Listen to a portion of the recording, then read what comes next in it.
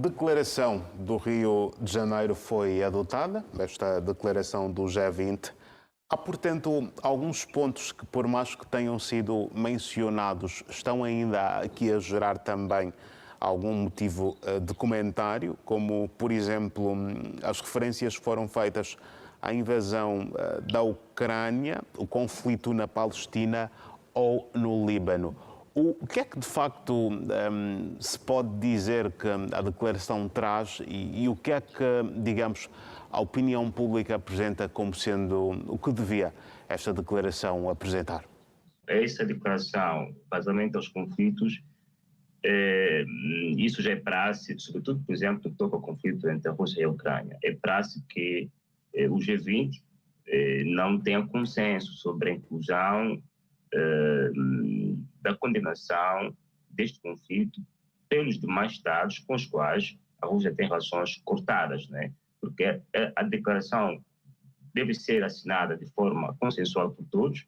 Como a Rússia e os seus parceiros não aceitam que isto conste da declaração, então, muitas vezes, não se faz uma condenação clara em termos incisivos e peritórios ao conflito russo contra a Ucrânia. E hoje também, hoje ou ontem, o presidente Zelensky, mantendo encontro com autoridades, creio que sejam da Noruega ou da Suécia, terá mesmo também feito referência a isso, dizendo que lá na Conferência do G20, o que os líderes estão a dizer em termos claros sobre a condenação do conflito entre a Rússia e o seu país. Ou seja, não tem havido consenso sobre isso.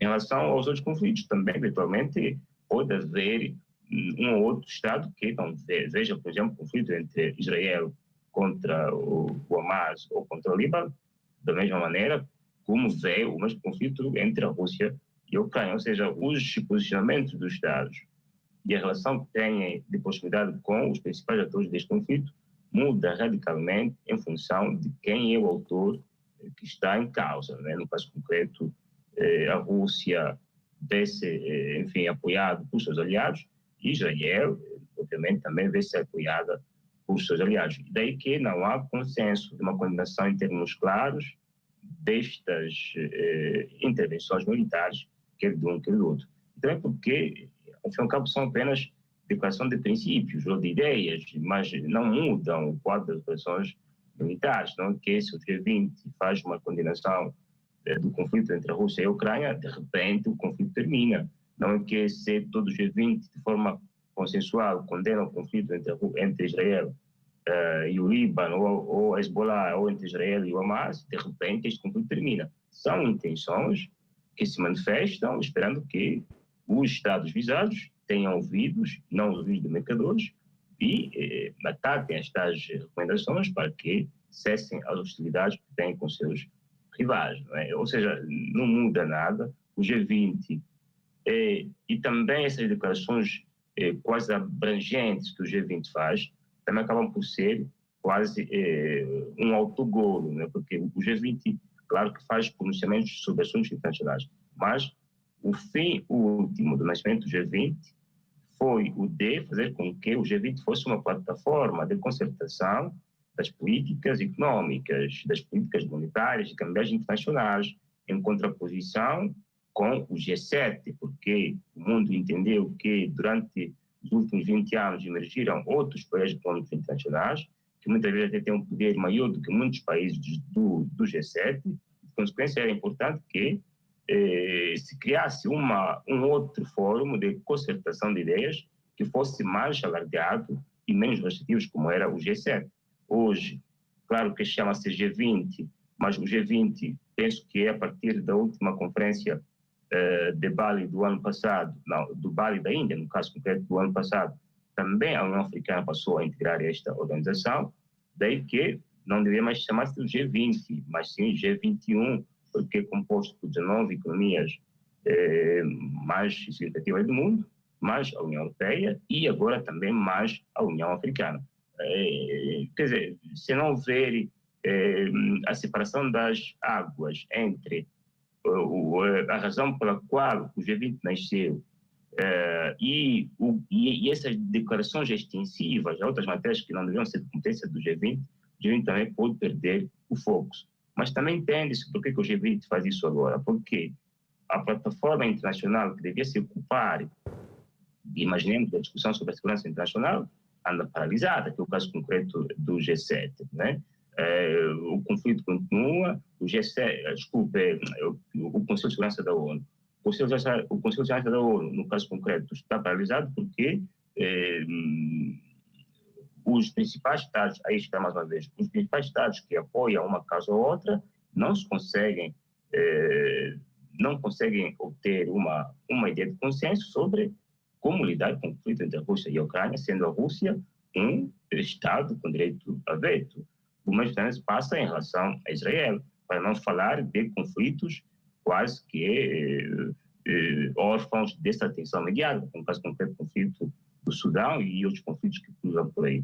Daí que, enquanto a ONU não voltar a ser o palco de discussão da componente ligada à segurança internacional, essas conferências dos foros multilaterais vão assumir o papel. E isso também pode justificar o facto do presidente Lula, mais uma vez, ter apelado para a reforma dessas instituições multilaterais, sobretudo financeiras, e também da própria ONU, Conselho de Segurança, para adaptá-las ao contexto atual. Ou seja, o G20 não é um tribunal, não é um órgão colegial, as decisões não são de cumprimento obrigatório, se limita apenas a emitir opiniões quase dos desejos dos líderes que, ao fim e ao cabo, depois, ao nível unilateral, nem sempre implementam as decisões que tomam nessa cúpula do G20. Daí que é mais um fórum que devia, aí está, mais uma vez, devia ter-se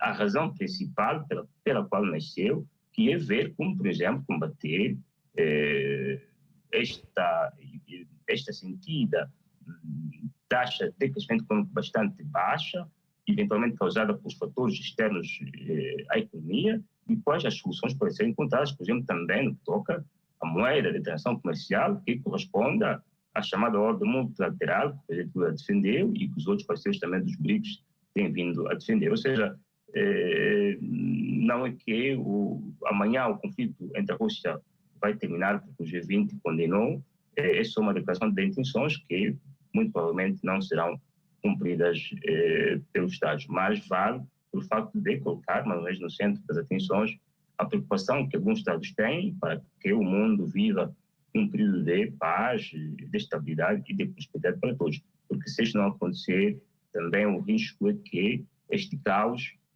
possa perigar cada vez mais a segurança de todos e tornar este mundo um espaço caótico, onde só os mais fortes podem sobreviver e os menos fortes não. E em relação a isto, ligado, por exemplo, ao combate à fome, para terminar, claro que os Estados estão preocupados em estabelecer uma aliança global para o combate à fome, mas o combate à fome não deve contar só, ou não deve ser colocado nas mãos da comunidade internacional, que é um idealismo que nem sempre cumpre com os objetivos que se diz cumprir.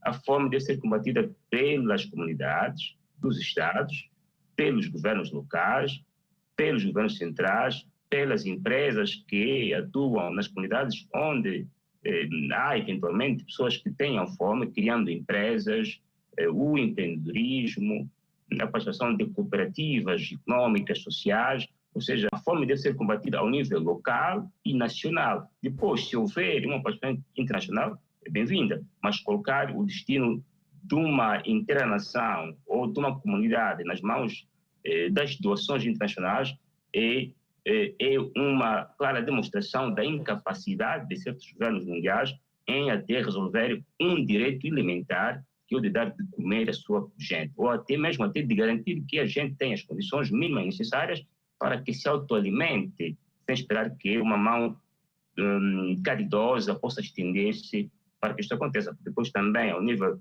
das implicações internacionais, como se diz, a mão que dá fica em cima da mão que recebe. Muito rápido e salto, temos ainda 2 temas. Exatamente. Pronto, essa ideia de sempre depender também pode ser reflexo. Os neurocientistas falariam que ainda estamos a utilizar mais